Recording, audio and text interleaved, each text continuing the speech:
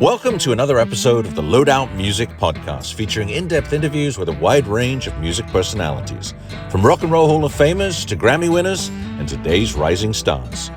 Recorded in St. Louis, Missouri, now here's your host, Aaron Perlitz of Atomic Junction. Welcome back to the Loadout Music Podcast. As always, I'm your host, Aaron Perlitz, and when it comes to writing a damn good song, longtime Nashvilleian Lilly Hyatt is going to do it every single time. Those aren't my words, but those of the Nashville scene. And today I'm thrilled to be speaking with Lilly on the show about her new album and more. Lilly, thanks so much for jumping on with us today. Really appreciate it. Oh, yeah, of course. Thank you. So, I know we've never met before, but, one thing that I was thinking about as I was getting ready for this is that for as much as you like to write autobiographically in your lyrics, would it be fair to say that you hate doing things like this? What? Like, oh, no. I mean, honestly, I really appreciate, honestly, like, the older you get, the less time anybody has to listen to, you know what I mean? Everybody's busy in their own stuff. So it's like a real delight to get to sit here and talk about myself. Yeah. Thanks. And learn about someone else via, like, just having conversation and interview with them. So I appreciate it, Yeah, it's just funny how, been doing this for 6 years now, and so many artists there's a discomfort when speaking about yourself, but yet, we pour this depth of our souls into our music for everyone to consume. And the dichotomy of those two things has always fascinated me. So, but I'm glad you don't mind it. Yeah, I mean, it's like, yes, it is an interesting life because everybody's a little different with what they're willing to share and where they're willing to go in a conversation, So, Yeah, yeah.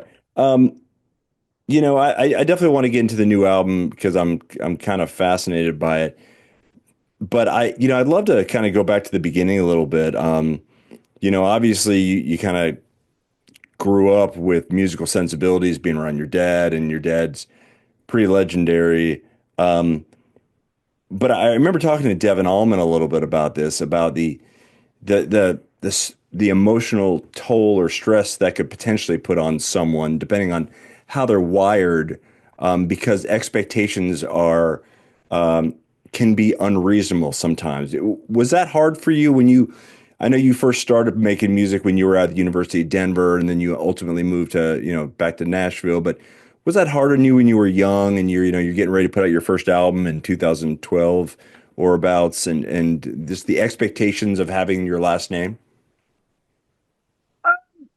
I mean, yeah, in a way, I suppose it has been, but it's more something like I've realized over time, it wasn't like an initial hang up, really. It was more just like as I, went along in my own career, I was like, oh, like I really have to like find my way, and find my people. And some of those people are like my dad's people too, So it's like, um, it's just been a process. Like I've never really had a big angsty thing about it. Yeah. But that being said, I mean, would I love to get to do things on the level that he does? Yes. Like that is a goal for me. So I'll feel really good. Like if I get to ride a bus and stuff like that, I'll be like, all right, cool. I've really made my way. So What's kind of interesting though is that there's a lot of female artists, and you seem to be kind of right in the center of it, that are kind of etching out this exploration of kind of the Americana genre with these punk sensibilities, and yeah. like even digging into your lyrics, but then also feeling the guitar. Well, people like Sarah Borges and Lydia Loveless, and you. I think it's a really cool thing. I mean, when you're thinking about, I don't know if you write lyrics first, compositions first, how your process works though. What are you trying to get across with a song ultimately? Is like, do you want that feel, or is it like I've got this story I've got to tell, or is it a little bit of both? Well, it's definitely like a feel is a big part of it for me, like feeling like excited about the vibe and the melody. That kind of just inspires words. But that being said, there are all kinds of moments that flutter through my mind, and ingrain themselves into my psyche. So I think I carry those around until it's time to make a story with them. And some of them are really strongly clear with where they want to go, and others I have to kind of coax out a little bit more, like streams of thought, I guess. So it's both things for Yeah. me. Yeah, I know that there's times where when I write things that I just get it. I nail it and I know I'm not going to have to edit this. And then Yeah, there's times where I might be kind of lyrically going back over it for a couple weeks until I finally feel like, all right, this is kind of helping me get across whatever point I'm trying to get across. totally. I know what you mean. And yeah, Yeah. same thing. Some I have to pay a little more attention to and edit a little more than others, and others just don't need that at all. Yeah. So So the new record, this is your sixth album. It's just out, and it's it kind of to a degree took me back to Trinity Lane because Trinity Lane was such kind of a great, like, I thought it was a great rock and roll record. And to me, like, less an Americana record and just kind of a kick-ass rock and roll record. And this cool. this record took me back to Trinity Lane a little bit in that and I know, I believe your husband played a lot of the instruments on the album and you recorded it at your home near Yeah, Nashville. Um, Talk a little bit about kind of sonically where you were kind of going. I know it's got a lot of you've got a lot of like deep personal emotional stories you're bringing out in this, but in terms of like sonically and just the compositions you were writing, what were you trying to get a certain feel for the record?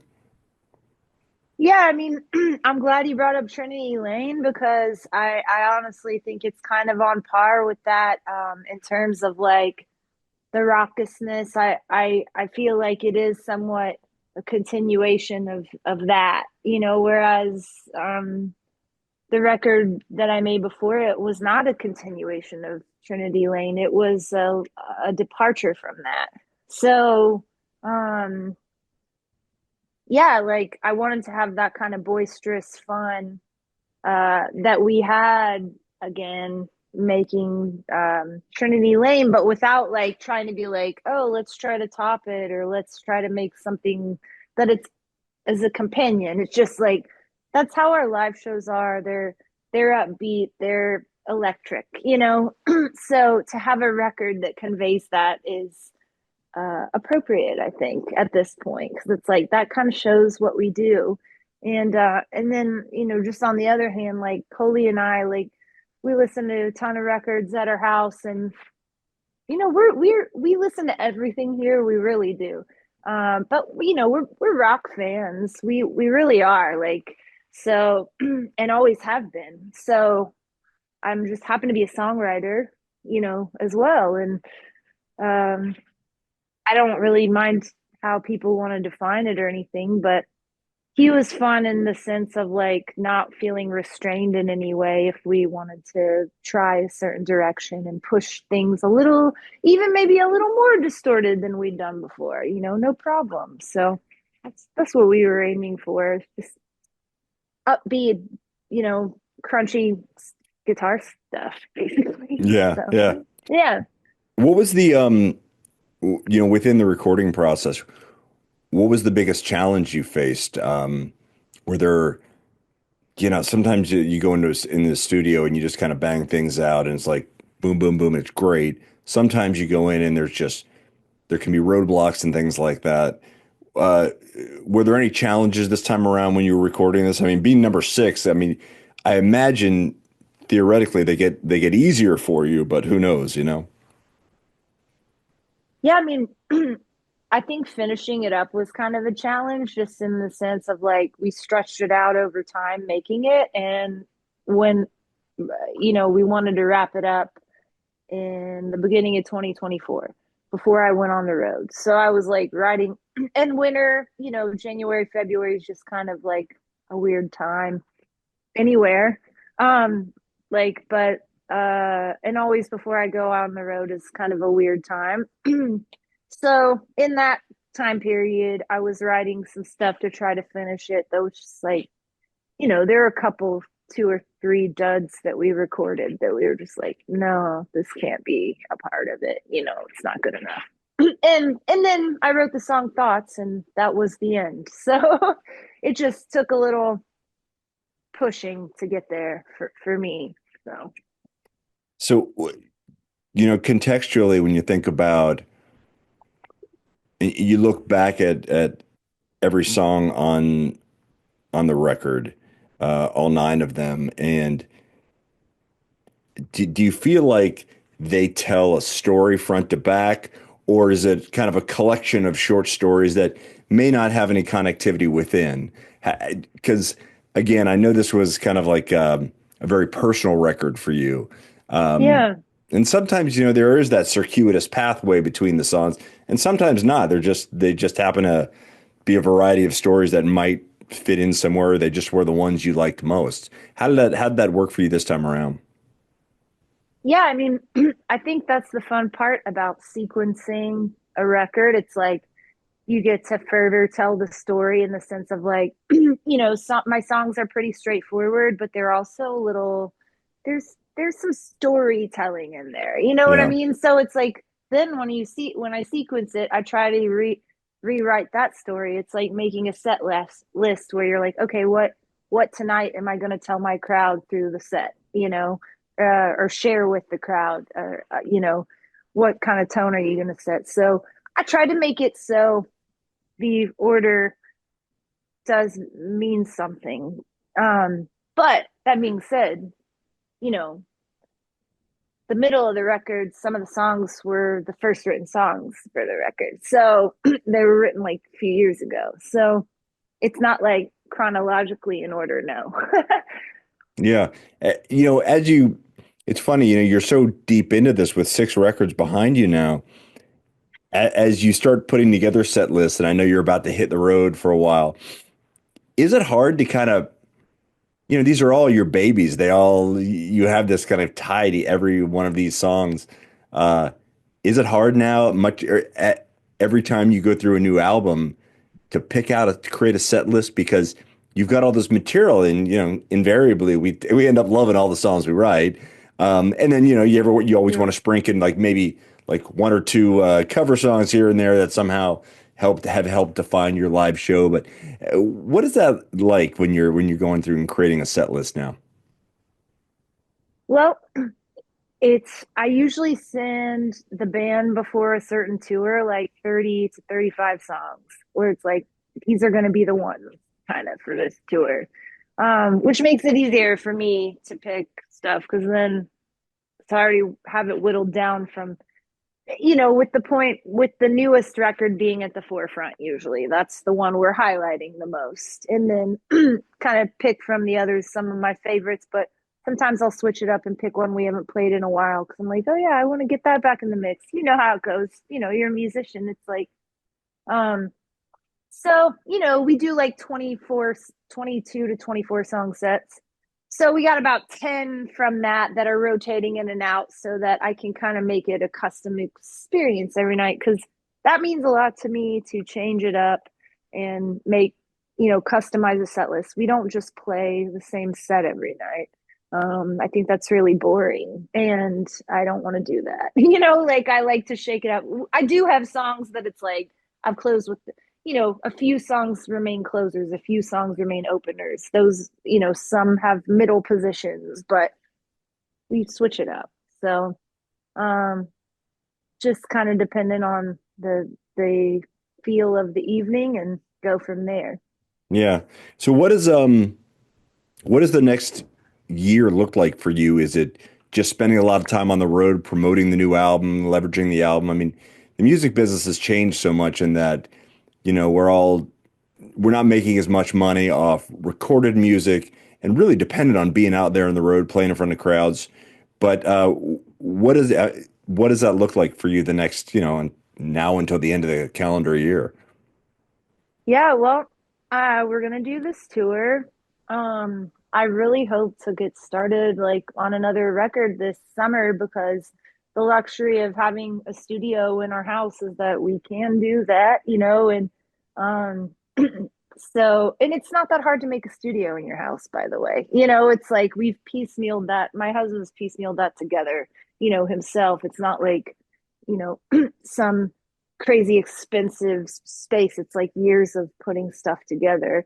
But he just got a board, so that's exciting. He bought it offline and trying to think what else I have going on. So yeah, do this tour. Whatever comes up, I'll say yes to because I'm a yes person. If it's to do with my music, like yes, let's do it. If I can, for the most part, like and then I think we're going to go to Europe in the fall, or I am going to go. I don't know what that situation looks like entirely yet, but I am going to go there and do some shows. And yeah, I just really hope to get this album out there. Honestly, like I've promoted, like you said, this is my sixth time doing the promotion thing, and it's been really cool. And I'm so grateful to you for wanting to talk because just spreading the word, it makes a massive impact, like if you do it little by little.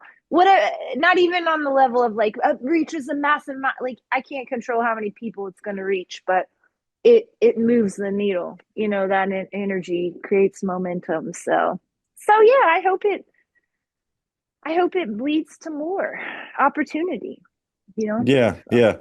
yeah. I guess as artists, that's all we're kind of looking for is just more opportunities while not, keeping our soul intact at the same time. Yeah, well, and that is very important too. Yeah. But I will say I've had like three or four I've been touring the last few years, but I've had plenty of time to kind of like rejuvenate and stabilize and whatever. So I'm in a zone where I'm like, if it's time to work really hard and uh, put kind of, be in that work mode for a while, I'm cool with it. So but Yeah. yeah, take care of ourselves. We got to take care of ourselves. And I do love my time with my family and home and stuff too. So Let me ask you this to get you out of here. You kind of alluded to this earlier when we were talking about your dad, but uh, you said, you had hoped at some point you kind of can reach that level where he's at to some degree. What is kind of in your mind, you've played big venues, you've played festivals and things like that. What's at least like the next step that you would like to achieve as an artist? I would love to, and it started to happen in the last few years, of just getting more hands on deck in terms of my team. And when I have the more hands on deck, the further we can push things. Um, so that is really meaningful to me to have a committed group of people working together to expand something. And I hope to continue to expand that in terms of like having a bigger road crew, having, perhaps not having to have us drive ourselves everywhere, but hey, we'll do that forever. I mean, that's cool too. I love it. I've covered a lot of ground in my van and I love van touring. It's great. So, but would I love to get on a tour bus and not have to deal with all that? Yes, but I know that with that comes a whole new set of things you have to deal with. So it's like, I want to sell out some shows and I want to put girly rock Americana rock on the map. So like, I mean, not like it's not on the map, but even more on the map. I'd like to do that. So. Awesome. The new album is called Forever. You can find it anywhere. Lilly Hyatt, thank you so much for being on the lid. I really appreciate your time. Oh, thank you. Thank you for having me. Thank you for tuning in to another episode of the Loadout Music Podcast, hosted by Atomic Junction frontman Aaron Perlett. Find all of our episodes and more at loadoutmusic.com.